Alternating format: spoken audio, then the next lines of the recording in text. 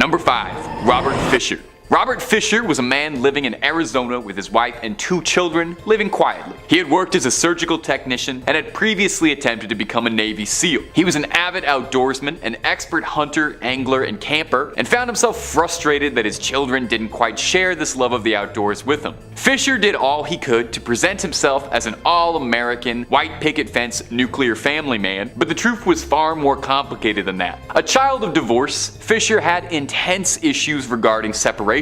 He and his wife fought constantly over everything, and reports from friends say that he was cruel, controlling, and manipulative to her during their marriage, refusing to let her decorate the house how she wanted, berating her constantly, and so forth. As well, he didn't socialize much outside of his family and was described as a loner. In late 2001, his wife Mary Fisher had had enough, and after nearly 20 years of marriage, was planning on filing for a divorce. On April 9th, 2001, neighbors would overhear a loud argument from the Fisher property. Later that night, the property would explode, burst into flames. Firefighters found inside the property the bodies of Mary Fisher alongside the Fisher son and daughter. Mary had been and the other victims slashed. Robert Fisher himself was not recovered at the site. Robert was thought to have set off the explosion in his own home intentionally as a way of burying his evidence and his tracks, and is thought to have fled entirely, hoping to begin again under a new identity. The thought process from police being he was terrified of Mary leaving him and afraid of repeating the childhood trauma of his mother's divorce. He saw fit to end the lives of his family rather than put them through that experience. Now, friends of Fisher had noted that there had actually been a pattern of worrying behavior before this. Allegedly, on one hunting trip after successfully bagging an elk, Fisher took the blood from the exit wound and smeared it all over his face. Another occasion describes him sneaking up on a family at a picnic to scare them by firing off shotgun rounds into the air, or an altercation in which he fatally a neighborhood dog for attacking his dog, although the police had suspected there was foul play. Fisher was never found, and police aren't even sure if he's still alive. One detective working the case said, "Maybe this is all we'll ever get. Maybe this is the best we've got, knowing he did it and never finding him again." Number 4. Richard Lynn Baer. Richard Lynn Baer is an interesting exception on this list, as he's the only one of these fugitives who actually was caught. Now, the problem with this is that he was not caught for very long. Didn't really take, as he escaped from jail shortly after being apprehended. Richard was wanted for the death of Sherry Hart, a divorcee and young mother who was waiting for a date on January 15th, 1984. Her date had stood her up, and she changed her evening plans to go out and have fun with high school friends Jeffrey Burgess and one Richard Lynn Baer. However, the evening would take an extremely dark turn when Baer would make an advance at Sherry Hart. She rebuked him, and infuriated and incensed, Richard bashed her with the butt of a handgun and ordered that Burgess drive them about an hour and a half away into the woods. Lynn Baer then dumped Sherry out of the vehicle in the woods, leaving her bleeding heavily. Burgess had told police he'd acted under the threat of his life, as Baer had told him he would see to it that Burgess died if he said anything about what had happened that night. However, Burgess was more than willing to cooperate with the police, leading them to finding Hart's remains and arresting both Baer and Burgess for the crime. However, Burgess would escape days before being tried from the small-town county jail, where he fled, adding him to the FBI's most wanted list for his crimes and unlawful flight to avoid persecution. As of this recording, the trail had gone completely cold, and Lynn Baer was never found again and is still wanted. Burgess passed away at the age of 46, having spent most of his life in and out of prison on various unrelated charges. Number 3 on this list is Idi Amin. Idi Amin was a horrible individual who was brutal in every sense of the word. He overthrew the government in Uganda in 1971 and was in power there until 1979, when he was finally ousted. During his time in power, he showed the world just how horrifically evil he was. History.com says, once in power, Amin began mass executions upon the Akoli and Lango Christian tribes that had been loyal to Obote and therefore perceived as a threat. He also began terrorizing the general public through the various internal security forces he organized, such as the State Research Bureau and Public Safety Unity, whose main purpose was to eliminate those who opposed his regime. In 1972, Amin expelled Uganda's Asian population, which numbered between 50 and 70,000, resulting in a collapse of the economy as manufacturing, agriculture, and commerce came to a screeching halt without the appropriate resources to support them. Throughout his oppressive rule, Amin was estimated to have been responsible for the deaths of roughly 300,000 civilians. One of the worst parts about all of this is that he never had to pay for these heinous acts. After he was ousted in 1979, he fled to Saudi Arabia and just lived out the rest of his life there under protection. He lived comfortably there after having caused so much pain and death just years prior. He lived like this for decades until he finally died in 2003 from natural causes. Idi Amin doesn't get nearly as much media coverage as he should. The atrocities that took place in Uganda during the 70s need to be talked about more and must be acknowledged. Millions of people during that time would have been living in total fear of this man. I think it's fair to assume he probably still haunts the dreams of those who had to live through this terrible trauma. Number 2 on this list is Joseph Stalin. Stalin is another one of those guys who just has to be on this list. His name is synonymous with evil and hatred and death. Next Luxury says, much like Hitler, Joseph Stalin was loved by his supporters and hated by everyone else. The dictator governed the Soviet Union from 1922 until his death in 1953. His communist identity was influenced by Marxism-Leninism, resulting in his own idea known as Stalinism. Throughout his rule, millions died, particularly during the famine of 1932 and 1933, thanks to his disruption of the economy. Stalin was also responsible for the Great Purge, where a further 1 million were imprisoned and around 700,000 executed. To this day, Stalin supporters revere him as a champion of the working class, looking past the ethnic cleansing and mass executions that happened during his time in power. Stalin's horrifying exploits are often overlooked because just a little further down the line, you do have the whole Adolf Hitler thing. Stalin was right up there though as being just as brutal.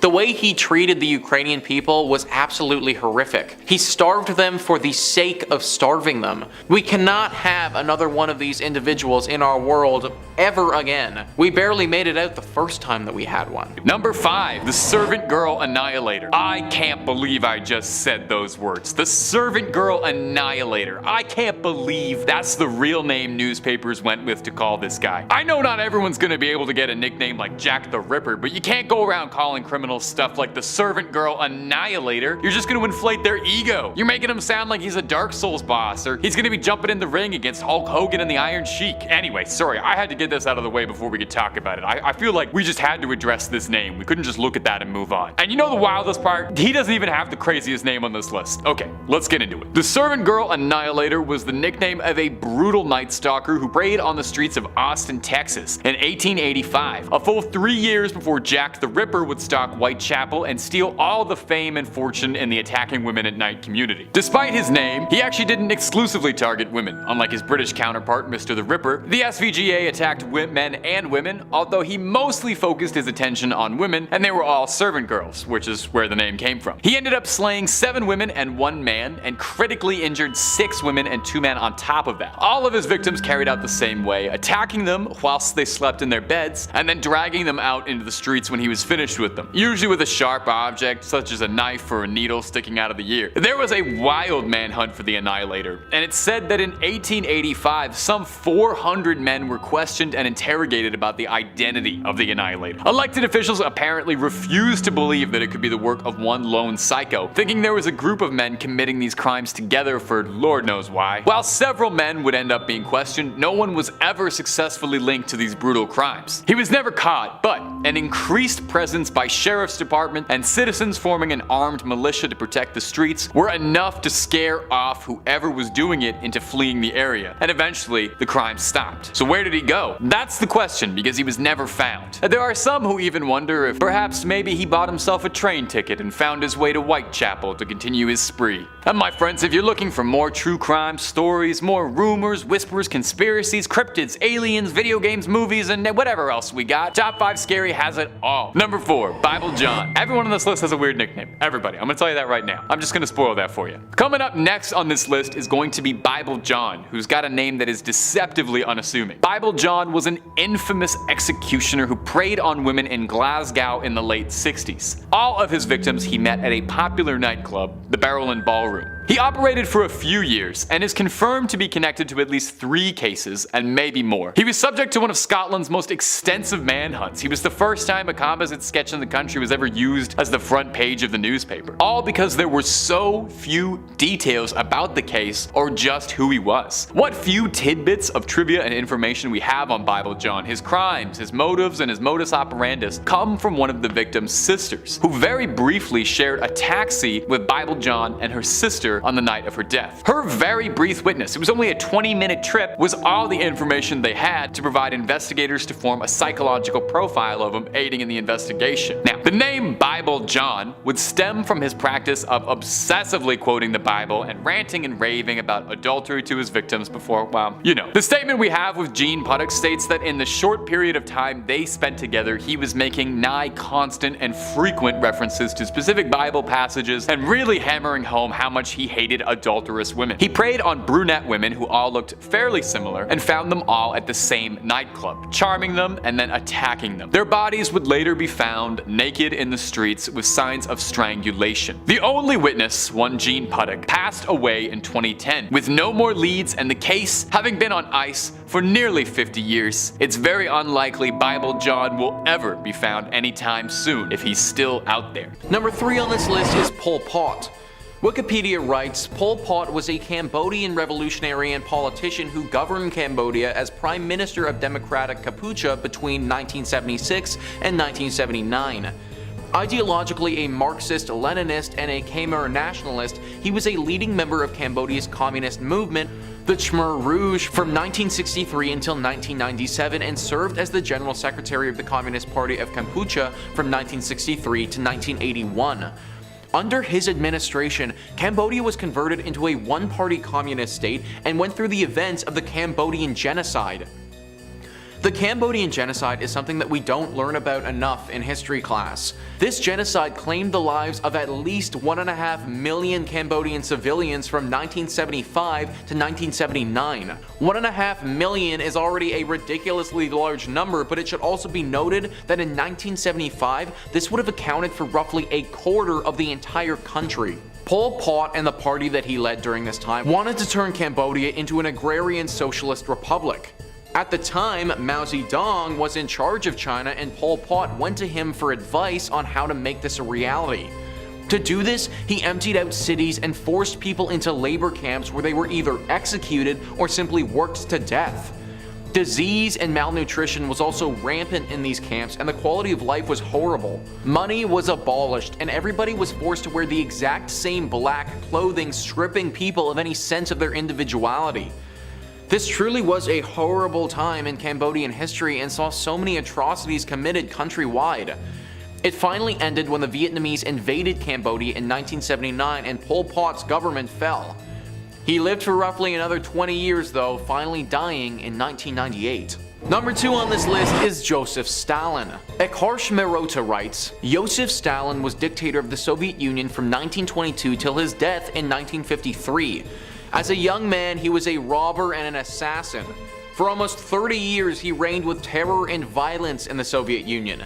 His decisions led to a famine that killed millions.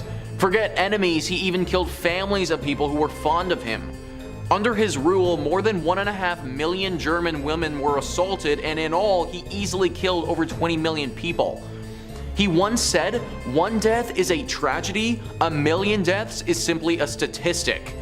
Ironically, he was nominated for a Nobel Peace Prize in 1945 and 1948, and he died of a stroke in 1953. That famine that I just mentioned frankly does not get talked about nearly enough. Wikipedia writes, the Holodomor, also known as the Terror Famine or the Great Famine, was a famine in Soviet Ukraine from 1932 to 1933 that killed millions of Ukrainians. It was a large part of the wider Soviet famine of 1932-1933. The term Holodomor emphasizes the famine's man-made and allegedly intentional aspects such as rejection of outside aid, confiscation of all household foodstuffs, and restriction of population movement. As part of the wider Soviet famine of 1932-1933, which affected the major grain-producing areas of the country, millions of inhabitants of Ukraine, the majority of whom were ethnic Ukrainians, died of starvation in a peacetime catastrophe unprecedented in the history of Ukraine. Ukraine. Since 2006, this has been recognized by Ukrainians and 15 other countries as a genocide of the Ukrainian people carried out by the Soviet government. This was a famine that could have been prevented or dealt with, but just wasn't. It was actually intentional. There are reports of survivors who said that soldiers would come to their homes and specifically destroy any food that they had there for no reason. Stalin truly was void of emotion, and it's sad that a man like this actually existed. And finally, number 1 on this list is Hitler. I feel like this one should really be a no-brainer, guys. Adolf Hitler had so much hatred inside of him and was the architect of such overwhelming death that he has to be at the top of the list. Hitler was born in 1889 in Austria. He never had a great relationship with his family and fought often with his father. When he was younger, Hitler wanted to become an artist and would try and make a living by painting watercolors. Living off of being an artist is hard no matter how you try and do it, but it didn't help that public opinion of Hitler's work wasn't the best. Things changed for him though when World War I rolled around. He fought in this war from 1916 to 1918 and was actually awarded several medals for his service during this time. Experts say that World War I was a stark turning point for Hitler in his life, and this started him down the path that would later ruin so many lives. The Holocaust Encyclopedia writes, Adolf Hitler was the undisputed leader of the National Socialist German Workers' Party since 1921. In 1923, he was arrested and imprisoned for trying to overthrow the German government. His trial brought him fame and followers. He used the subsequent jail time to dictate his political ideas in a book, Mein Kampf. Hitler's ideological goals included territorial expansion, consolidation of a racially pure state, and elimination of the European Jews and other perceived enemies of Germany. These goals were thankfully never achieved, but Hitler certainly did try. Over 6 million Jews were killed during the Holocaust, Hitler's sick and infamous genocide, and roughly 70 to 85 million people died in total during World War II as a whole. Nobody can say for sure that there wouldn't have been a Second World War if Hitler wasn't around, but it's clear that he played an extremely instrumental role in making it happen, which in turn caused so much suffering for the entire planet. A sick and evil man at his core, and somebody that the world could have used without.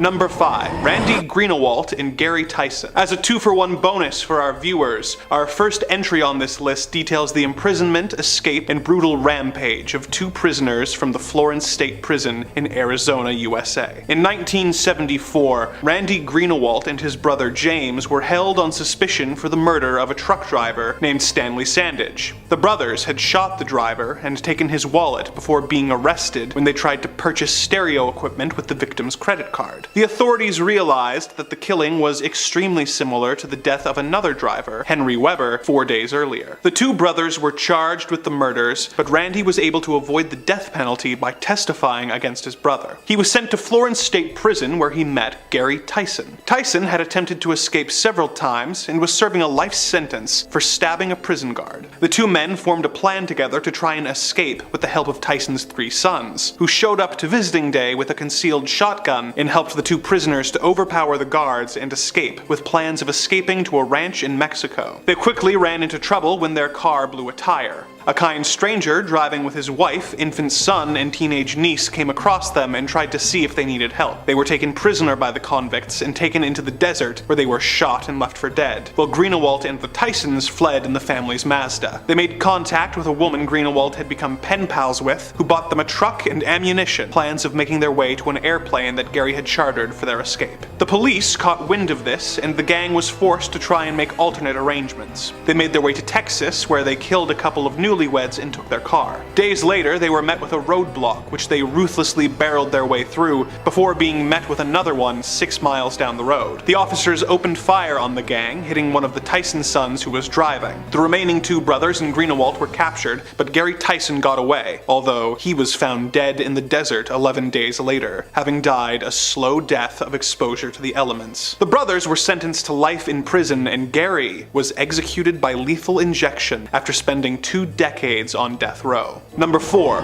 Lyda Southard, the Black Widow. While not all marriages end well, and some can accurately be described as unmitigated disasters, few have ended as poorly as the various marriages of Lyda Southard. But, for all her faults, no one can say she didn't take the vow of till death do us part seriously. Lyda married her first husband, Robert Dooley, in the year 1912. For a while, it seemed a good match, with Dooley's brother Edward joining them on their ranch in Twin Falls, Idaho, and the couple having a daughter named Lorraine 2 years later. When she was a year old, Lorraine suddenly died, having apparently drunk tainted water from a dirty well. Tragedy struck again later that year when Edward died of food poisoning. 2 months after that, Robert died of typhoid fever, and Lyda was left the only surviving family member. Fortunately for her, she had taken out life insurance policies on each of her family members and had over $4,500 to try and start over after this tragedy. She soon married William G. McCaffell, becoming the stepmother to his 3-year-old daughter. When his daughter fell ill and died, the couple decided to move to Montana together, but within a year, William died of influenza, leaving poor Lyda a widow once again. Bad luck seemed to follow her wherever she went, with her next husbands, Harlan C. Lewis and Edward F. Meyer, both dying of sudden illnesses within 4 months of marrying Lyda. A relative of her first husband started to notice the pattern and had his family's corpses exhumed and examined, proving that all had died of arsenic poisoning. The other bodies showed the same results when tested, and Lyda was arrested before she had a chance to murder her 5th husband, Paul Southard, for the insurance money. She was sentenced to 10 years to life in the old Idaho State Penitentiary, where she remained as a model prisoner for the next 10 years. The guards eventually stopped watching her as closely as they should have, and in 1931 she managed to remove a bar from her prison window and use her bed sheets to construct a rope in order to escape. She remained at large for over a year until she was found in Topeka, Kansas, married to her 6th husband, Harry Whitlock. She was taken into custody for another 10 years before being released in 1941. She died of a heart attack in 1958, whereupon her 7th husband, Hal Shaw, likely breathed an unconscious sigh of relief. Number 3.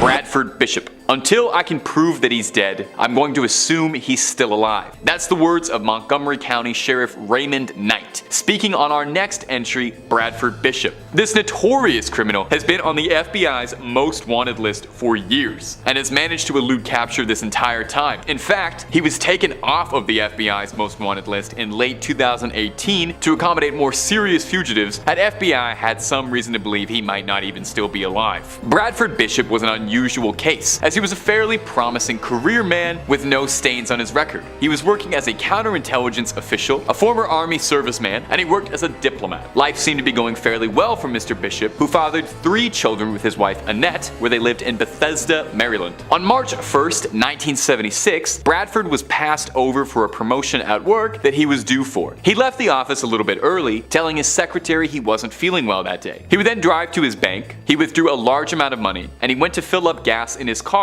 and then to a hardware store to purchase a shovel, pitchfork, and a sledgehammer. Bradford would then return home and ended the lives of his family members one by one. He would carry their bodies into the trunk of his car, where he drove them deep into the swamp nearly 300 miles away, where he buried and lit the bodies ablaze in a shallow grave, burning the remains of his once happy family. There would be a few sightings of Bradford afterwards. He was last seen buying tennis shoes with an unknown woman and a dog March 2nd. On March 18th, his car was discovered by police at an isolated campground all the way over in Tennessee.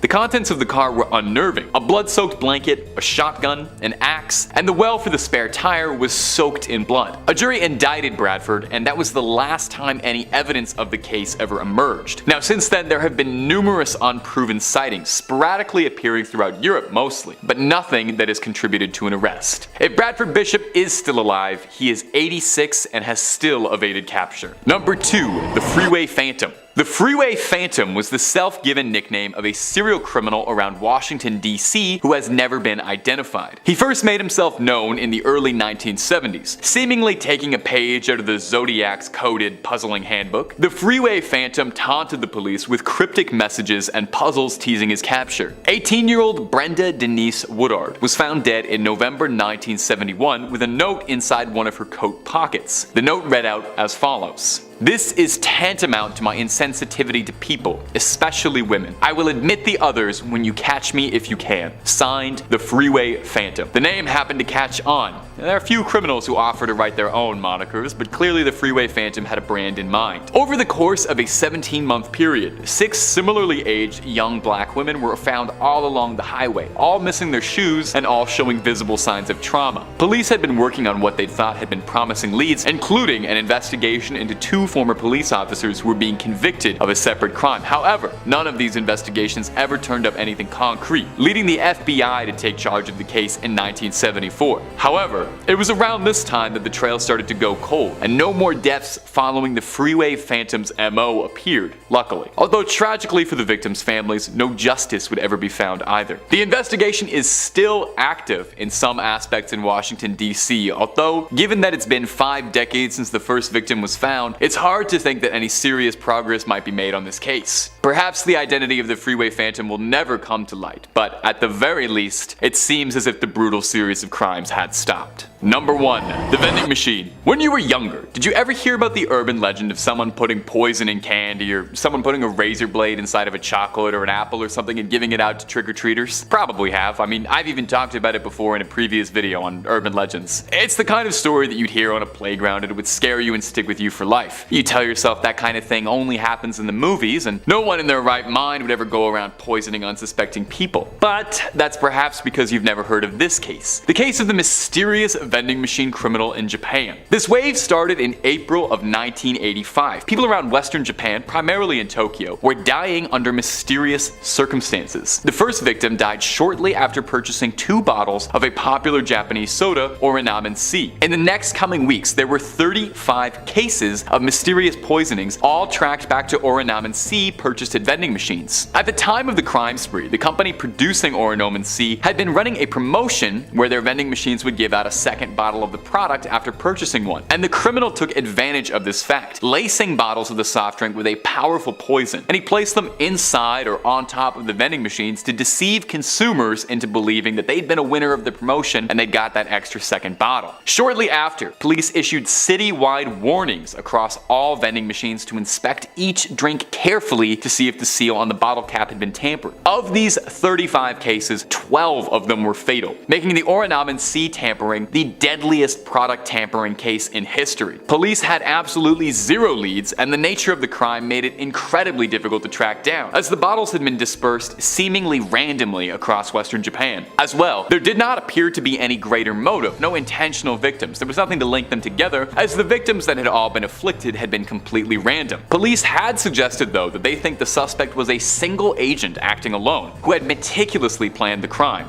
A psychologist suggested possibly that the crime was carried out as a response to Japan's orderly and aggressive work culture, and that this was a lashing out by hurting unsuspecting people that the victim would never have to face. They would get a sense of rush and control, but never have to directly deal with the consequences. Whoever was behind the Orinamen C tampering spree was never caught. There were cases across Tokyo afterwards police suspected might have been copycats, but no leads and no arrests were ever made. Number 5. Frank Matthews. Our first spot is notorious criminal kingpin Frank Matthews, a legendary crime lord operating out of New York in the 1960s, who also had some pretty cool classic mafia names like Pee-wee and Black Caesar. Built himself a criminal empire that Los Polos Hermanos would have been jealous of. Starting out small, working in racketeering and illegal gambling ops in Philly in the 1960s, he had his sights set on much bigger things, working his way up, collecting numbers, making contacts, until he could start selling product for some serious money. By the early 1970s, he was already trading millions of dollars for illegal narcotics, importing his stuff from Latin America and distributing it throughout the states. Pee-wee had his hands and pockets across the country, with his criminal web spanning across 21 states at its peak. Naturally, if you're moving that much stuff around the country with that many people involved in your operation, eventually somebody's gonna get wise. And that's exactly what happened. Boys in Blue tapped Frankie's phone communications and put out a federal bulletin for his arrest. By December 1972, Frank and his girlfriend were arrested at McCarran International in Vegas. Okay, so he got caught. This kind of breaks the list a little bit, but hear me out a little bit here. Because after spending a paltry a couple months in jail. Frankie made bail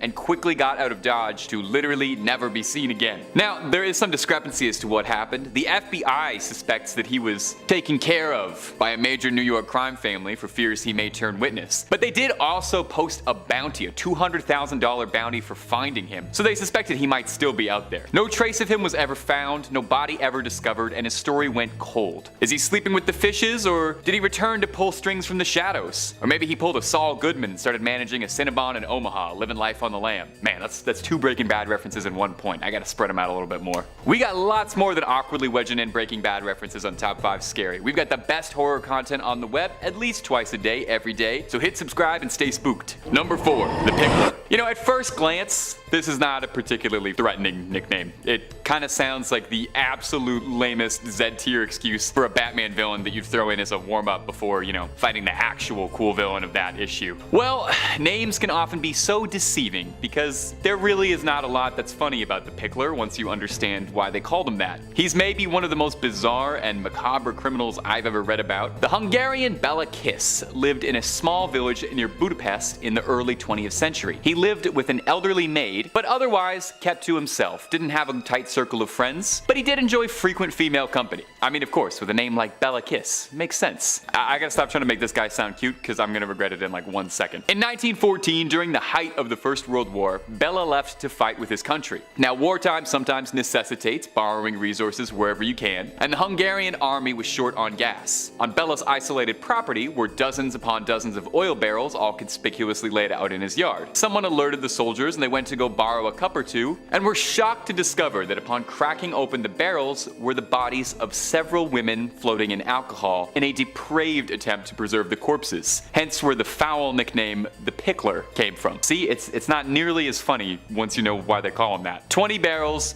20 missing women. That's somehow not even the scariest, craziest part of this whole story. The women had punctures in their necks and were drained of blood, which sounds completely made up that this guy might also have been a vampire. Now, the Hungarian army moved to seize Bela immediately, but tracking him proved rather difficult, as he had a fairly common name and was also, he was in a war. Somehow, Bela was alerted that police had discovered his operation, and he left a corpse posing as himself in a military hospital and fled, never to be found again. Reported sightings popped up for a few years here and there. Allegedly, he moved to New York to begin a new life, but Bela eluded capture for the rest of his life. Unless he really was a vampire and is still out there, but I don't even want to entertain that possibility. Number 3, Herbert Mullen. 1970s again. At the exact same time, in the same area, police had 2 serial killers to keep up with, Herbert Mullen and Edmund Kemper. No relationship to each other or each other's cases. Mullen was a paranoid schizophrenic in and out of mental health facilities in California during his teens. Mullen then kills 14 people during a 4-month period due to, quote, the impending natural disaster that would happen if he didn't. Mullen was convinced that the voice in his head he was hearing was telepathic. Mullen claims the voice of the Father had explained that the Vietnam War acted as a giant sacrifice that saved us from an earthquake and another one was coming soon. Constantly hearing the man's voice named the Father, encouraging him to gain more blood sacrifices, Mullen bludgeoned a man to death with a baseball bat. Mullen claims that the man was actually Jonah from the Bible and was begging him to sacrifice himself to Mullen. He then murdered a woman in the front seat of his car before dismembering her in a nearby park. Yeah, this is real satanic stuff, I told you. His third victim, a priest that he was confessing to in a Catholic church. Mullen says the priest claims to have telepathically begged him to sacrifice his life for the cause. Mullen then killed 5 people in 1 day. He claims that all the victims telepathically begged to be sacrificed as a good deed to the Father. Herbert Mullen remains in custody, and who was the father who kept talking to him through all of these people? Number 2, Richard Ramirez. This next guy is really nasty and deserves to be in the second spot. 13 counts of murder, 5 attempted murders, 11 assault, and 14 burglaries. Sounds like a hell of a guy. The Night Stalker. Charming name for what this man did. Born in Texas, his older brother went to Vietnam and returned with some pretty gruesome stories and some pretty gruesome visuals. The young Ramirez, soaking all of this up, grows up obsessed with the satanic occult and fascinated. He made various references to Satan during his legal proceedings. His trial began in 1989 and he was convicted of 13 murders and a variety of other crimes. Nearly 2 months later, he was sentenced to death, with the judge stating that his crimes showed, quote, Cruelty, callousness, and viciousness beyond any human understanding. And the worst part was that he made most of his victims pray to Satan and swear on Satan that they were going to tell him the truth whatever he asked. I'm not really going to get into the sick details of really what this man did, nor will I with the number one spot, but it involved hammers, machetes, ropes, knives, guns, you name it, anything violent. He was an absolute nasty creature that liked to torture his victims and really drive the satanic love for you-know-who. First responders would have taken pictures of numerous satanic symbols drawn on the walls in almost a ritualistic reenactment. He was captured by the use of the huge media surrounding his story on the way to take his next victim's life. His trial was truly a disgusting display of media attention, one of the most expensive court cases to date, losing only to O.J. Simpson. He screamed "Hail Satan" at his hearing and flashed self-harm pentagrams. He died of cancer in 2013. This guy must have signed some sort of book for you-know-who. Coming in at number 1, Charles Manson. Okay, so most of us are all familiar with this man and his famous case amongst American pop culture. Ramirez was said to have been a copycat of this man, and I can see why with all the satanicness. California in the late 1960s. A criminal, musician, and a victim of LSD studies, Charles Manson would go on to start and lead the Manson family cult. A small religious group with unclear motives but lost souls and a ton of drugs, and a father to now a family. In summer 1969, some of the cult members committed murders in LA. Apparently Manson had ordered his followers to kill the people who had lived at the address he had given them for their initiation. The murder of actress Sharon Tate and 4 others in her home on August 8th and 9th, including the La Biancas the next day. Another 2 victims. 4 members of the family committed the murders under Manson's instructions and satanic offering. Manson apparently heard voices that there was going to be a race war brought on by religious disputes, and that these killings were an offering to who exactly? The famous helter-skelter message, incoherent scribbles, blood all over the walls. They were then to hide underground in, quote, the bottomless pit under Death Valley, which Manson knew the location of, but instead were caught on the run days later. Manson was sentenced to life in prison under the pretense that he was the one who targeted, planned, and brainwashed his, quote, piggies into committing. While in prison, Charles was diagnosed with schizophrenia and paranoid delusion disorders, seeing visions and hearing voices for more than half of his life. He died in prison in 2017. Yeah, I've seen what Tarantino did with his latest movie, and it's definitely a subtle PG-13 fiction version of what actually went down on that night. What do you guys think? Do you think Charles saw the devil? I think he actually was the devil. Number 5. Grigory Rasputin. Grigory Rasputin, the Mad Monk of Russia, was a mystical healer who wandered Russia in the early 20th century. Now, I could do a plot summary of what Rasputin got up to, but honestly, Boney M did a better job than I ever will, so just I'll tab out of this video real quick, listen to that song, come on back. Okay. Did you? Well, if you didn't, the quick rundown is that the Black Monk genuinely believed himself to be a holy healer with otherworldly powers, and was appointed a lofty position by Tsarina Alexandra to heal the young prince of his hemophilia. He was rumored to be part of a secret order called Klisti, connected with all sorts of scandalous practices. Now, no official connection was ever made to Rasputin and the sect. Rumors of the man still persisted. He carried an infamous reputation around the country, with stories of his wild debauchery and black magic, stories of wild powers. Did he really have otherworldly powers? Given his infamous nigh immortality, I am a bit inclined to agree with him. The man simply could not be put down without serious effort. There was a plot to have him enticed by a courtesan and castrated until he caught wind of it. In 1914, he was in the chest by a beggar and shrugged it off like it was nothing. Now, of course, the most famous story of Rasputin was his assassination at the hands of the Tsar's cousin and a handful of noblemen. As the famous legend goes, he was poisoned, bludgeoned, and drowned, and still that wasn't enough until he passed later in the day. Was Rasputin just Russia's toughest customer, built different? Or did he have some sort of mystical help from another world? We may never know.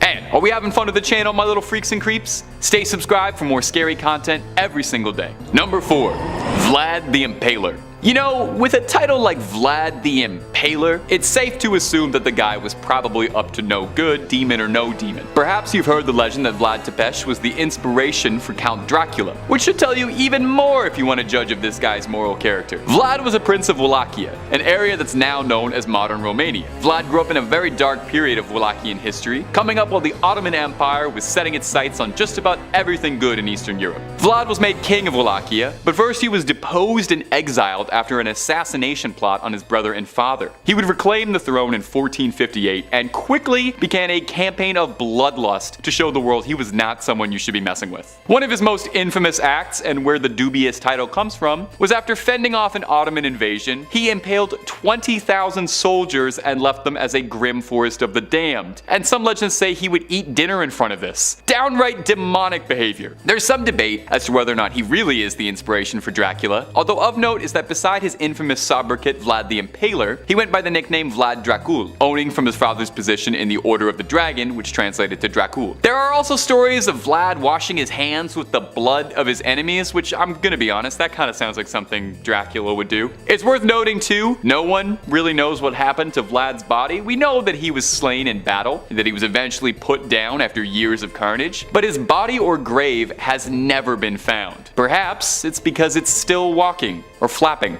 Whatever a bat does. Number 3. Nikolai Zhumagaliev, the Metal Fang. Nikolai was born in 1952 in the Soviet Union. He went to railway school before being conscripted into the Soviet army. After his service ended, he tried to go to university or become a driver, but failed at both. He worked various odd jobs, including that of a sailor, a forwarder, an electrician, a bulldozer operator, and a firefighter. He spent a lot of this time fantasizing about and planning murders, committing his first in 1979 on a woman he had encountered traveling across a rural path. He committed 5 more murders that year, whose victims he then cannibalized, and may have committed more if not for the fact that one night he got extremely drunk and accidentally shot one of his co-workers. He was arrested, diagnosed with schizophrenia, and sent to a mental institution. He was released less than a year later, and he resumed his murders, committing 2 more. His 9th murder is what resulted in him being captured, as he had invited guests over to his home. He brought one of the guests into a different room, killed them, and began dismembering them with an axe. The other guests walked in on this and fled the scene before calling the police. They came to get him, but were so shocked at the sight of him that he managed to escape before being captured the next day. He was declared insane and incarcerated in a mental hospital where he remained for the next 8 years. In 1989, while being transferred to a different hospital, he managed to hijack the vehicle and escape. He was able to avoid capture for 2 years, killing at least 1 more person while at large, before he allowed himself to be caught stealing sheep. His hope was that he would not be recognized and could go to jail for a relatively minor offense. The story he gave the officers didn't add up, and a colonel familiar with the case was sent to check the situation out. He identified Nikolai, and he was sent back to a mental hospital where he remains to this day. Number 2.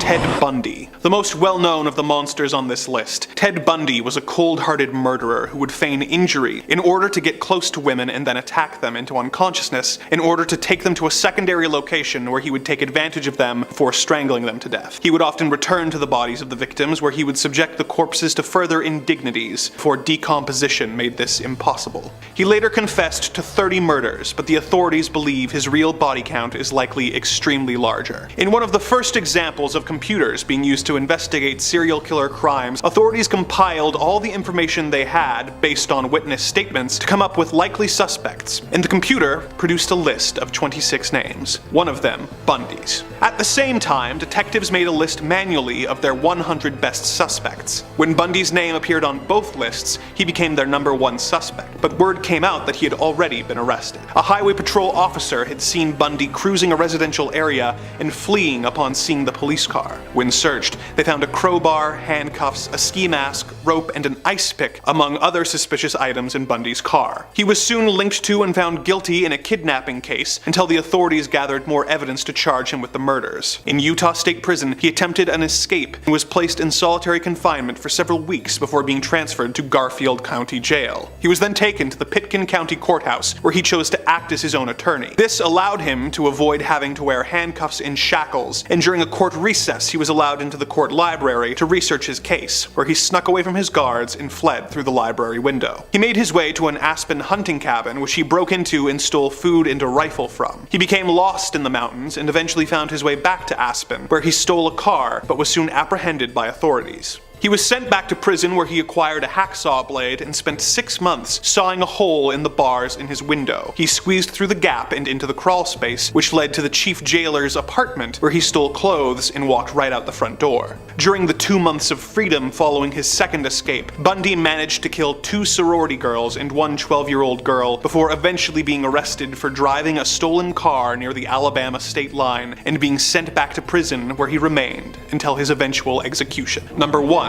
Earl Nelson. When Earl Nelson was 2 years old, his parents died and he was sent to live with his grandmother and her 2 younger children. Even from his young childhood days, he exhibited self-loathing and morbid behavior, being expelled from his primary school as a 7-year-old. He got even worse after being hit by a streetcar and being knocked out for almost a week. Upon awakening, he began to suffer from intense headaches and memory loss, and his behavior became more and more erratic. He was in and out of prison as a young adult for relatively minor charges such as trespassing and larceny. He eventually ended up in Los Angeles County Jail, where he remained for 5 months before escaping and joining the Navy. He was committed to the Napa State Mental Hospital by a Navy psychologist who described him as living in a constitutional psychotic state. The doctors at the institution described him as suffering from hallucinations and paranoid delusions, but they deemed him relatively harmless. In his time at the hospital, he managed to escape 3 times, causing the staff to nickname him Houdini, and eventually stopped searching for him. He was sent back to the hospital after trying to assault a minor, but escaped 2 more times before eventually being discharged in 1925. The next year, he began his string of murders. He would travel the country pretending to be a harmless traveling Christian, looking for women with rooms to rent. He would then be invited into the women's homes, whereupon he would assault and murder them by strangling them. Not always in that order. A witness who saw him near the scene of the crime described him as a dark and stocky man with long arms and large hands, causing the newspapers to begin calling Earl Nelson the Gorilla Man, or the Dark Strangler. He managed to cross the country, killing at least 16 women, as well as 2 of their children, before making his way to Canada to avoid the growing manhunt. While in the country, he killed 2 more people before authorities were able to track him down and arrest him at a nearby train station. He escaped from the prison that very same night and boarded a train going south back into the States. The train happened to be carrying several members of the local police force, who recaptured him and took him back to prison. He was found guilty and sentenced to death. Although he tried to appeal this for reasons of insanity, he was hanged in Winnipeg in early 1928 at the age of 30 years old, after killing at least 23 people and having escaped incarceration on 7 separate occasions. Number 5 on this list is Mao Zedong. Mao Zedong wanted China to become a superpower, but how he went about it wasn't the best. Loss of life to Mao Zedong really wasn't of much importance to him as long as the end goal was achieved. The BBC writes, Mao and other communist leaders set out to reshape Chinese society. Industry came under state ownership and China's farmers began to be organized into collectives. All opposition was ruthlessly suppressed. The Chinese initially received significant help from the Soviet Union, but relations soon began to cool. In 1958, in an attempt to introduce a more Chinese form of communism, Mao launched the Great Leap Forward. This aimed at mass mobilization of labor to improve agricultural and industrial production. The result instead was a massive decline in agricultural output, which together with poor harvests led to famine and the death of millions. The policy was abandoned and Mao's position weakened. In an attempt to reassert his authority, Mao launched the Cultural Revolution in 1966, aiming to purge the country of impure elements and revive the revolutionary spirit. 1.5 million people died and much of the country's cultural heritage was destroyed. In September 1967, with many cities on the verge of anarchy, Mao sent in the army to restore order. It was in this great leap forward that Mao's rule cost the lives of millions. He wanted to change China into an industrialized nation and implemented tons of unproven agricultural methods. This dropped the food output significantly and led to the Great Chinese Famine.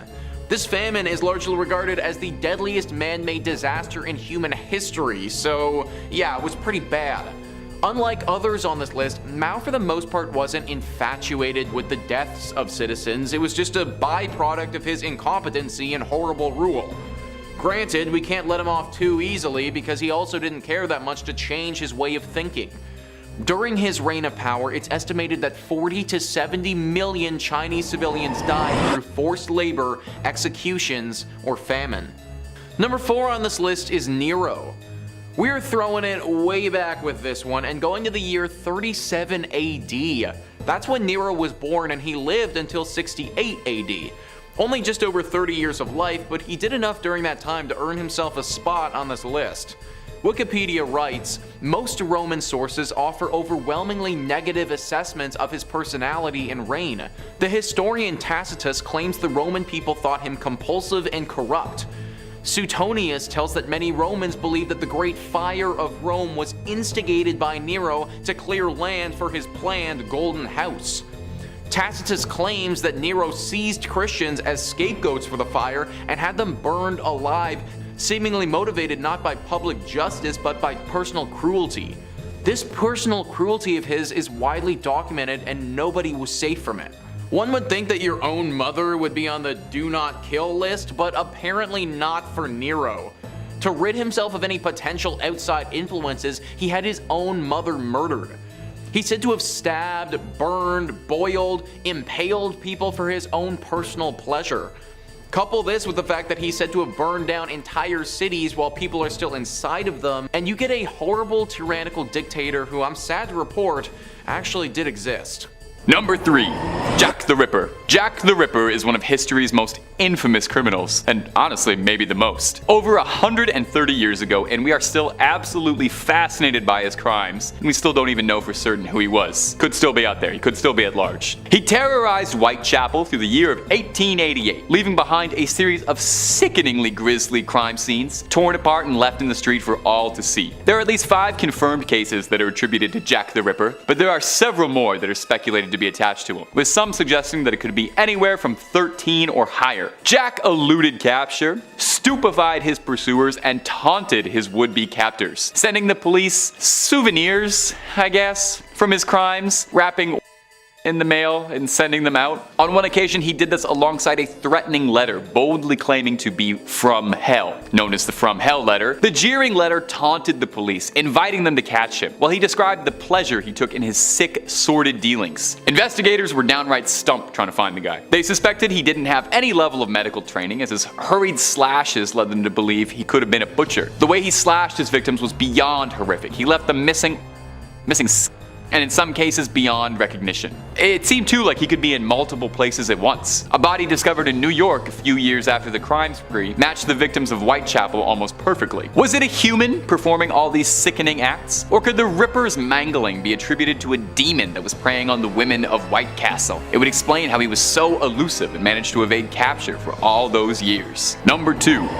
Emperor Nero. Now perhaps you've heard of Emperor Nero. You've probably heard the story of him playing the fiddle as Rome burned around him. But honestly, historically, that barely even cracks the top 5 craziest things Nero ever accomplished in his tenure as emperor. Nero set a new standard for wildness as a world leader that I think has never been matched again. Where do I begin with him? Let's start off small. He had a dedicated legion of soldiers, referred to as the Augustans, whose sole function was to follow him around and clap and hype him up whenever he would perform. Now that's kind of harmlessly crazy. So what about the story that Nero used to use his enemies as torches for his gardens? Yeah, Nero had a passionate hatred for Christians, blaming them for the infamous fire that engulfed Rome, which some historians believe Nero himself started. That's pretty wild. But what about the fact that Nero would dress himself in the skins of animals with his romantic partners? Or about how he orchestrated the deaths of his mother and brother? Nero ensured his own position as emperor of Rome. Emperor Claudius married Nero's mother Agrippina, who then adopted Nero as his own son. When Agrippina poisoned Claudius, Nero took the throne, and then to ensure that he could keep that position on that lofty chair, he poisoned his stepbrother and would later poison his own mother to make sure no one could challenge him as emperor. He then enjoyed all the pleasures of Rome as much as he could. He depleted the treasury of Rome at one point solely to make a statue of himself in his own honor, the Colossus of Nero, to leave a lasting legacy. In the end, after years of insanity, Nero took his own life by ordering one of his own servants to stab him after being told he would be executed by the state as he was considered an enemy of Rome. He bemoaned what an artist the world was losing. Nero's proclivity for wild debauchery, outrageous pursuits of pleasure, intense wanton cruelty, and violence towards Christians led some people at the time to view Nero as the Antichrist himself. And to be honest, I get it. Number 1.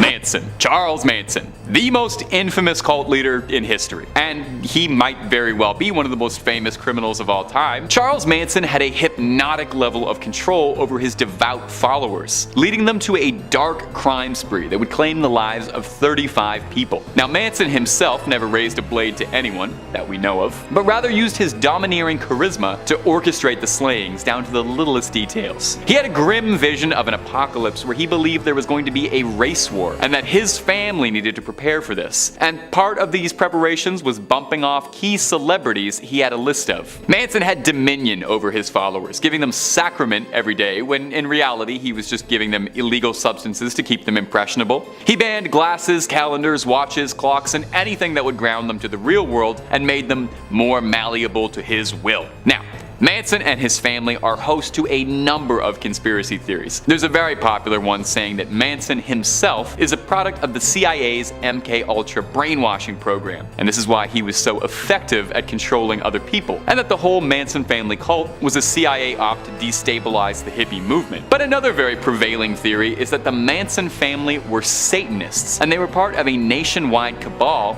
connected with other dark crimes around the same time, like the Son of Sam. Manson's obsession with evil, his dark dealings, and complete control over his subjects do make him seem a bit like a modern day Lucifer. Could Manson have had a supernatural level of control over people? Number 5 on this list is Thomas de Torquemada. This is a name that is often forgotten. Thomas isn't often talked about in the same conversations as some of the other people on this list. He didn't kill as many people as some of the other people here, but don't think for a second he wasn't as evil. Had he the means to do so, he assuredly would have killed far more people than he did, and he still killed a ton. Next, Luxury writes, the first Grand Inquisitor, Thomas de Torquemada, was a religious zealot. Like many in Spain during the 14th century, he believed Catholicism was the one true religion, and anyone who disagreed had to be punished. The Spanish Inquisition was established to help combat heresy, but actually helped solidify those in power who ruled through fear and violence. De Torquemada was one of the nastiest members of the Spanish Inquisition who used brutal torture methods to get confessions from prisoners. He was also responsible for burning thousands of non-believers at the stake.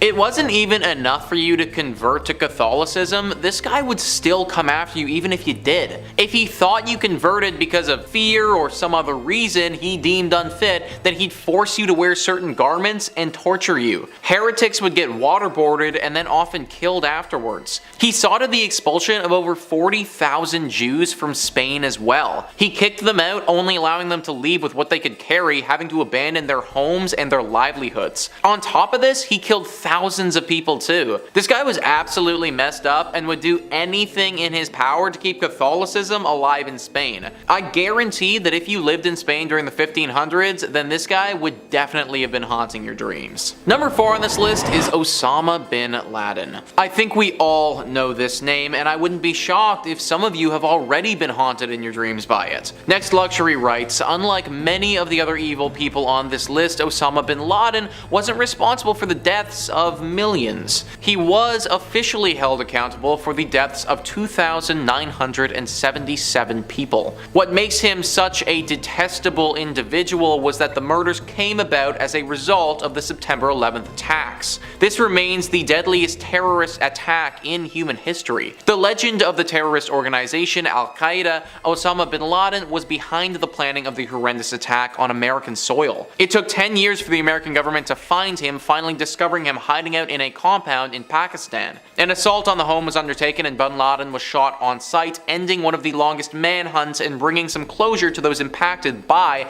the September 11th attacks. This is the biggest terrorist attack in history that we are talking about here, guys. One that shook America and the entire world when it happened. I would have been too young to remember it at the time, but most people you talk to can remember where they were and what they were doing when they heard the news that this happened. I can't imagine having that much hate inside yourself to want to do that to so many innocent people. But that was what Osama bin Laden had. He was filled with hate. He ruined the lives of so many people, and for that reason, he has to make this list. Number 3, the Doodler. Next up on this list is the Doodler. Like everybody else, don't let the goofy name fool you into thinking there is anything silly or funny about this guy. Now this bizarre nickname would come about from his habit of drawing pictures of his victims before he would attack them. And I guess the drawer or the sketcher or the artist didn't quite roll off the tongue the same way that the Doodler did, and that's the name they went with. The exact body count of the Doodler is unknown, but police believe that it could be anywhere from 6 to 14 victims total in San Francisco, stretching from 1974 to 1975. Several men disappeared from the city's gay community and more were injured. And part of what made him so hard to identify is that despite the city's historically very liberal and accepting view of the LGBTQ+ community, at the time the larger mainstream whole community hadn't quite got there yet. And so several of the men who would end up surviving an attack were too worried about outing themselves to want to cooperate with the police, leading to very few victims cooperating with the police, meaning there was very little information for any of them to work with, and the criminal was able to successfully elude pursuit. Ironically, for someone named the Doodler, the composite face sketch they had from witnesses is the only real bit of evidence they ever had to work with. However, unlike a lot of the other cases on this list, this one is actually still actively ongoing. There's a $200,000 reward for anyone that has any additional information. And as of 2019, this case is still ongoing, with DNA and fingerprint evidence being used to try to narrow down the ever wide net of potential subjects of interest and hopefully get some closure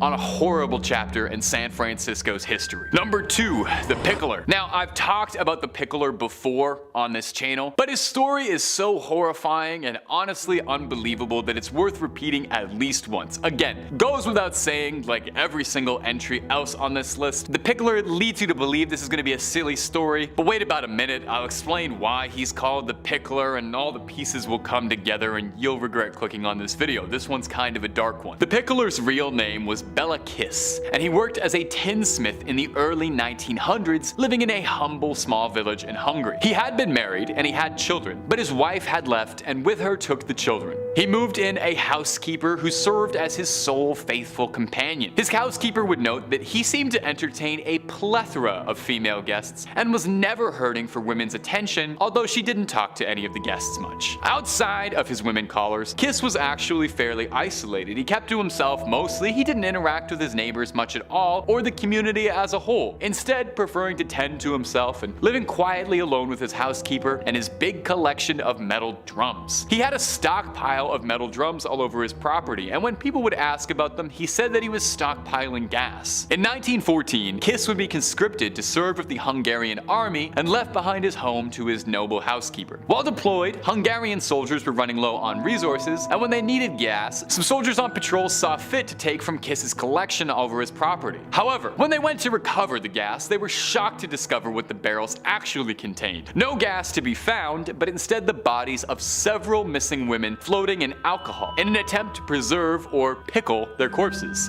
See what I mean? Not pleasant even remotely. There were 20 barrels in total, and inside each one was another missing woman. But perhaps most alarmingly of all of this is that they appeared to have been drained of their bodily fluids with punctures in the neck, which sounds made up. As if this guy wasn't scary enough, there's also the very real possibility that he might have been a vampire. Now, upon this discovery, the Hungarian army immediately moved to try and locate and apprehend Bela Kiss, but discovered that that would prove quite difficult, since he had both a very common Hungarian name at the time, and he was also deployed in the middle of the largest conflict the world had ever seen at the time, and was just one more face in a green uniform. Somehow, Kiss learned that he was being pursued and faked his death by leaving behind a corpse in a hospital that had his ID. Kiss fled and was never seen in Europe again. A few scattered sightings would report him throughout New York, but he was never found and eluded capture for the remainder of his days. It's unlikely he's still out there, but you never know. And finally, number 1, the Zodiac. If we're talking about evil people who've managed to elude capture, it might feel a little obvious to put the Zodiac as number 1, you know? But he's also one of the most infamous, strangest, and scariest criminal stories in American history, so it's never a bad story. Well, it is. It's a terrible story, but it's a very interesting one to hear. The Zodiac terrorized California throughout the late 60s and early 70s, personally claiming responsibility for 37 victims. He stole headlines and media attention for years, as the state was fascinated and terrified by what he would do next, and if he would ever be caught. His exploits have been the subject of a few films and TV, most famously David Fincher's Zodiac, starring Jake Gyllenhaal Hall and Robert Downey Jr., dramatizing the investigation trying to find him unsuccessfully. Although he himself insisted that he left a trail of 37 bodies, the police were only ever able to connect 5 different deaths to the Zodiac. People would be attacked by a lone gunman, with nothing seemingly connecting the cases. Motive, modus, everything was unclear. The case would become legendary when he sent his infamous letters to 3 separate newspapers, containing details that only the real assailant could have possibly known about the crimes, inviting and challenging police to a game to catch him. He sent out a postcard boldly displaying "My name is," and then a blank spot with an invitation to solve one of his puzzles. If you saw the new 2022 Batman movie, Paul Dano's Riddler is directly inspired off the Zodiac, all of his methodology, taunting people, leaving weird riddles at his crime scenes, that sort of stuff. His letters were threatening, taunting, and incomprehensible. The code he wrote in would stump detectives for years, to this day, with only one of his ciphers ever being solved, and it not being nearly enough to connect any dots. The riddle that was solved spelled out a confession of sorts, but it mostly served as the Zodiac gloating about the nature of his crimes and saying that he did it solely because he thought it was fun and that it was the most thrilling, fun thing a man could do, described it as being better than hunting games or getting your rocks off. He didn't mention whether or not it was better than writing riddles and codes though. Now at the time, obviously they looked into just about everyone they could, and there were several prominent suspects and people of interest, but nothing concrete and final. The rest of his riddles were never solved, and as far as we know, he was never caught. However, in 2018, a private team of investigators was absolutely determined to close the case once and for all, and put an end to one of California's most infamous mysteries. They had identified an 80-year-old Gary Francis Post, who had passed away. He resembled the composite sketches of the Zodiac, and forensic evidence had actually made some compelling arguments that could tie it to being him, but the FBI have denied this claim, and say that they still consider the case open. Will it ever be closed within our lifetime? We may never know, but the one thing that's certain is that we are not going to stop trying until we get some answers. You want my theory? Personally, I think Jack the Ripper is the Zodiac. I think that would be the ultimate plot twist to the end of all of this. Number 5 on this list is Edward Edwards.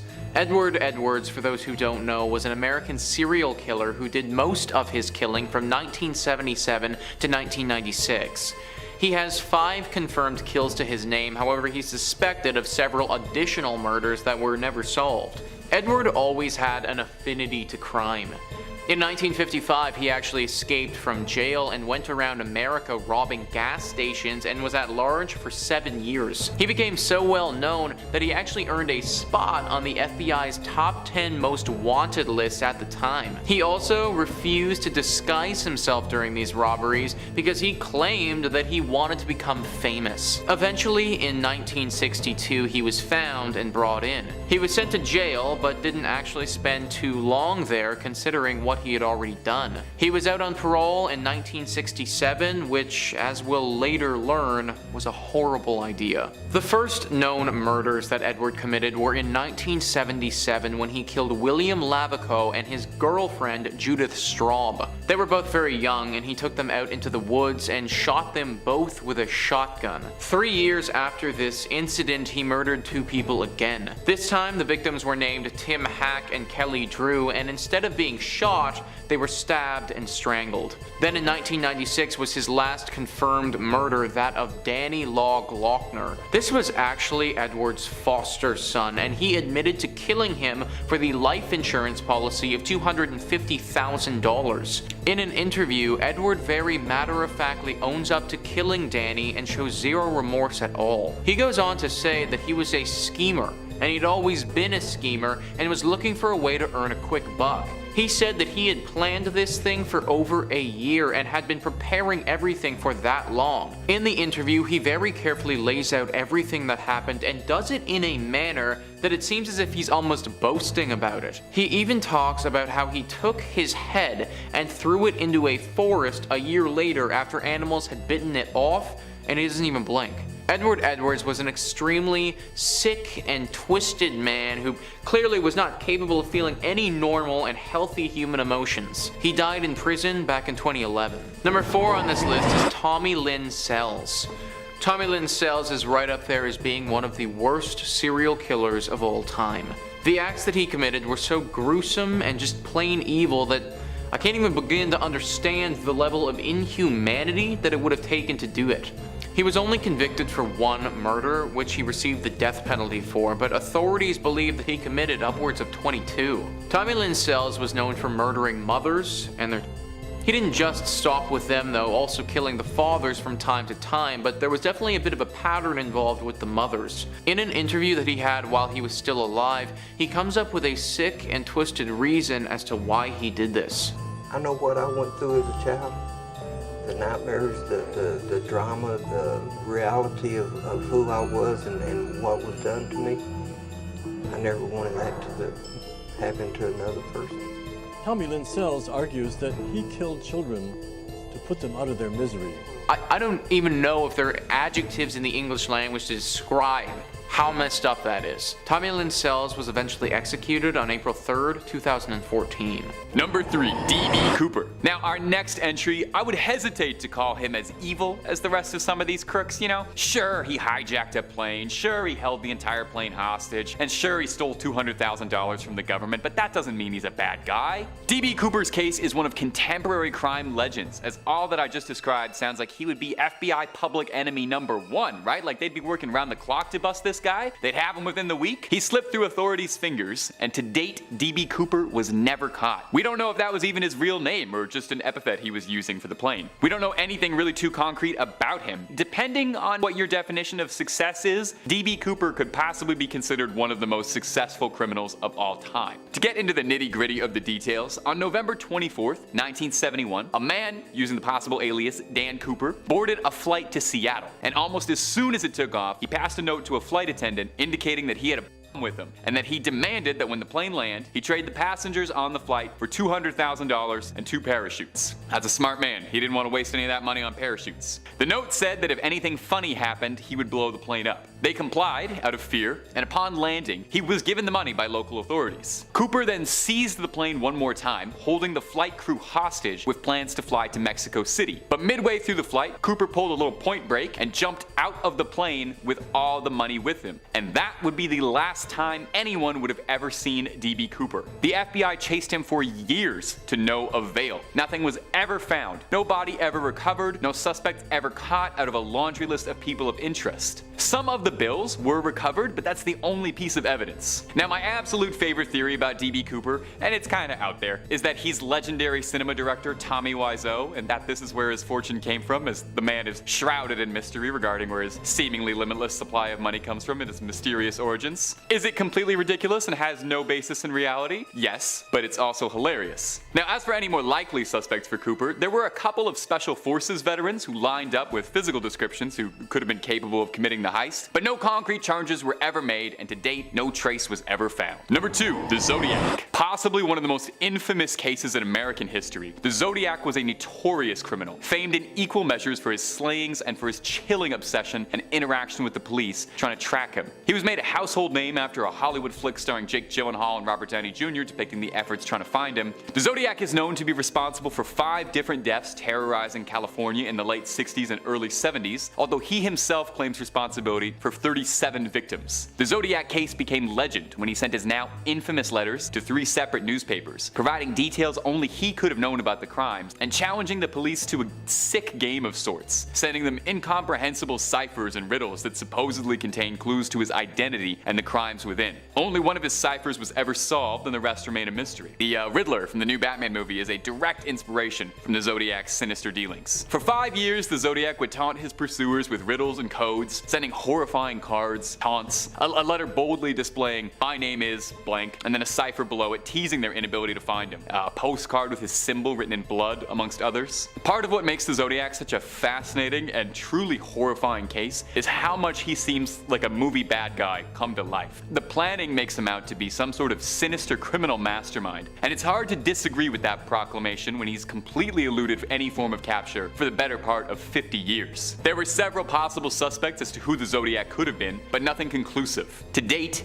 people are still trying to find the answer, hoping something new might night come up to put that nightmare to rest. Number 1, Jack the Ripper. If you want to talk about evil that's got some staying power, it's hard to top Whitechapel's most infamous resident ever. 134 years avoiding capture, which means he could still be out there. The 18th century Night Stalker has held an almost supernatural-like grip over public interest since we first ever heard about the case, surrounding the brutal 5 slayings we know about, who knows how many more. Preying on women and using the cover of the night, Jack eluded, stupefied, and taunted the streets of London, leaving a disgusting trail of blood and gore in his wake, leaving victims looking like the aftermath of a butcher's. He seemed to take a sickening glee in his violent delights, mocking his would-be pursuers, sending the police threatening letters, and even organs from his crimes. Jack is an almost modern mythical boogeyman, appearing across hundreds upon hundreds of works of fiction, TV shows, movies, video games, you name it. Assassin's Creed even tried to say he was part of the Order. That's a little out there. There are some folk who offer that Jack the Ripper is the progenitor to all true crime fascination, which honestly kind of makes sense. As much as he terrified Londoners at the time, the media was obsessed with him, with the original media buzz surrounding him, paralleling how we talk about most brutal crimes these days. You can bet your bottom pounds that if Jack was terrorizing London today, there'd be podcasters talking about him in between sponsored ads for MeUndies. Jack's crimes shocked Londoners, as the vicious and public nature of the slayings were not exactly commonplace. So surely, in 130 years, someone had to have some idea as to who Mr. the Ripper was, right? Well, with a case as famous as this, obviously there are some options. A quick glance at Jack's Wikipedia page suggests a possible 31 different suspects over the years who've all been attributed to it. And those are just the ones who made the page. It's worth noting that we are still looking. We are still trying to find him. Put this case to rest. Number 5.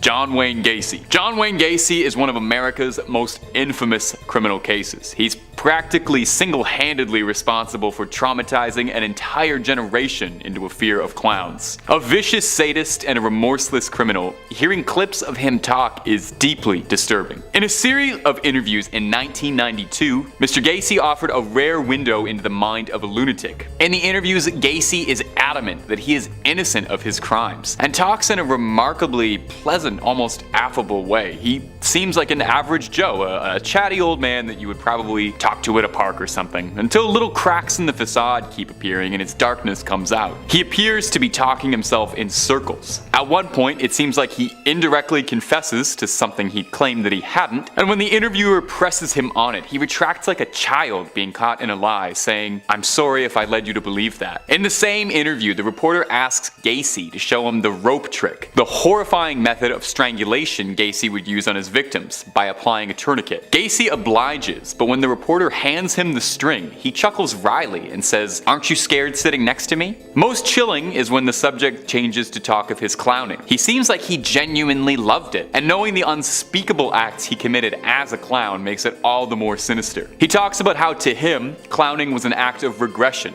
It allowed him to explore his inner child within. Deeply, deeply unsettling. Perhaps most upsetting, though, is hearing Gacy talk about his anger towards his victim's family, saying they're overreacting. And you realize everything about the persona you've seen in the interviews is all just an act, just more makeup. My ghouls and goblins, if you're enjoying what we do on the channel and you want to hear more true crime stories, then subscribe to Top 5 Scary. We've got stuff coming every day. Number 4. The Night Stalker. Richard Ramirez terrorized Los Angeles for 14 months between 1984 and 1985. But perhaps you know him better under the sobriquet The Night Stalker. Maybe you saw the Netflix documentary that came out a bit recently. He was named that due to his propensity to seek into people's houses undetected and then carry out his sickening crimes. Eventually, he was caught after a facial sketch made newspaper front pages, leading to him being apprehended by an angry mob and arrested. He didn't see many interviews or too much direct media attention, but one that was filmed prior to his final sentencing showcases his twisted nature and the utter remorselessness of someone who was called the Night Stalker. While being asked about the nature of his crimes and the horrific dealings of them, Ramirez appears amused, smiling, almost holding back laughter. When asked outright about his motives, he smirks as if he's holding in a secret. It gets worse when he starts to wax poetic and philosophize about human nature. He chuckles a bit when asked if he thinks of himself as evil and says, "We're all evil." He insists that what he did is no different than what governments do on a large scale. He claims, saying he is merely a product of his time and that he was living in bloodthirsty times. Every word hangs in the air uncomfortably. He denies to answer if he feels emotions. He says he gave up on the feeling of love and happiness long before his crime spree started. But everything he says seems very fake and self-serving. The interviewer even notes this, saying, "You do a very good job reading off the script, Richard." There's an appearance of gloating as he talks as well. He expresses that he felt he would be crushed by his own desires if he didn't act on them. And when asked if he's afraid, he says he doesn't care what happens to him, and he never did. Truly sombering. Number 3 on this list is Bernard Giles. Bernard Giles is currently serving several life imprisonments for killing 5 between September and November of 1973. He was only 21 years old when he committed these crimes and had a wife and a child at the time. He would get in his vehicle and drive around on highways looking for young women who needed a lift. These hitchhikers would get into his car, and before they knew what was happening, Bernard would strike. In the clip that I'm about to show you, Bernard is far older. A lot of years have passed since he's been imprisoned, but here he tries to recount his first killings. That day that you went out, when you did kill for the first time, was that a morning when you woke up and you were with your wife and daughter and something hit you and you went, No, today may be the day? every day may be the day. Every day. Every day may be the day. So there are multiple things about that clip which makes it one of the most chilling to me. I think what really gets me though is how he talks about every day being the possible day. Literally at any point, without warning, these serial killers could snap and then go on a rampage. And they don't even remember who it was that they killed. At least we know that Bernard Giles will be spending the rest of his existence locked behind bars. Number 2 on this list is Ted Bundy. Ted Bundy was one of the most ruthless and prolific serial killers that we've ever known. He targeted young women in the 1970s and confessed to killing over 30 of them. How many women he actually killed is unknown, but the number is thought to be significantly higher than that. He engaged in all types of sick and sadistic stuff, things that I can't get too deep into on YouTube because they were just simply that bad. A member of his own defense team even came out and said Ted was the very definition of heartless evil. Whenever your defense team is coming out and saying that, you know that there's no redeeming you. Bundy died back in 1989 by means of state-sanctioned electrocution. Before he was executed though, Ted Bundy had one final interview. This interview took place in the evening of the day prior to him being executed. Watching this man who killed so many people and knowing that he's going to be executed the following day, there's just this cloud of darkness just that hangs over the whole interview. Ted Bundy described what it was like to kill someone by saying, "I want you to understand what happened. It was like coming out of some kind of horrible trance or dream. I can only liken it to being possessed by something so awful and alien, and then the next morning wake up from it, remember what happened, and realize that basically in the eyes of the law, and certainly in the eyes of God, you're responsible." Now everybody, he may sound almost remorseful in that little excerpt, but do not be fooled. This was a man who had intercourse with the dead bodies of the people he killed. There was truly not an ounce of good in this man at all.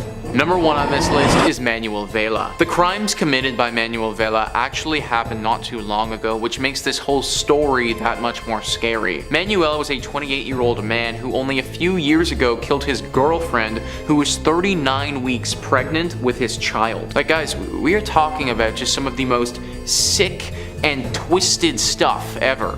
After he was finally apprehended, an interview took place. In that interview, he says that the only reason he was with his girlfriend all this time was to eventually kill her, and he had told her this time and time again. Why did you stay with her? Oh, to kill her. So that was your only purpose this whole time? Yes. Yeah, kill her. And you made it pretty clear to her that that was your whole purpose as well? Yeah.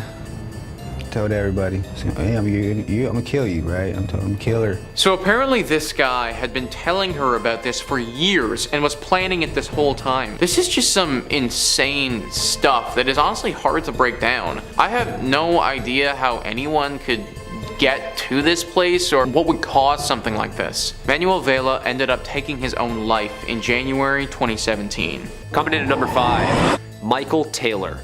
It's 1974, Yorkshire, England.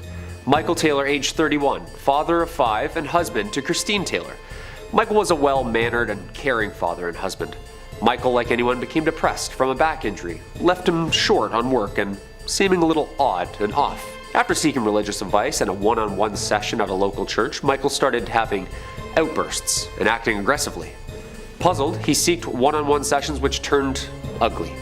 After apparently changing form and attacking Marie, a young religious leader helping Taylor and unable to remember anything, Michael and the church agreed that an exorcism was necessary. Father Peter Vincent and Reverend Raymond Smith met at St. Thomas and started. It got so violent, he was tied to the church floor. After hours in the middle of the night, the two had managed to exorcise more than 40 demons out of Michael, in which appeared around them as they exited. Violence continued, leaving only 3 demons remaining for the next day. After returning home from the first session, Michael was found now only hours later, naked, in the middle of the street, covered head to toe in blood. Michael had returned home, to which then his wife and family dog lay dead as the police arrived in the AM. His wife, missing her eyes, tongue, and skin from the front of her skull. The dog, torn limb from limb and spread around the home. He was arrested soon after for the death of his wife. Michael had this to say about his late wife in court, quote, "I am released. I am released. It is done. The evil in her has been destroyed." Yeah, that was definitely a vessel for him.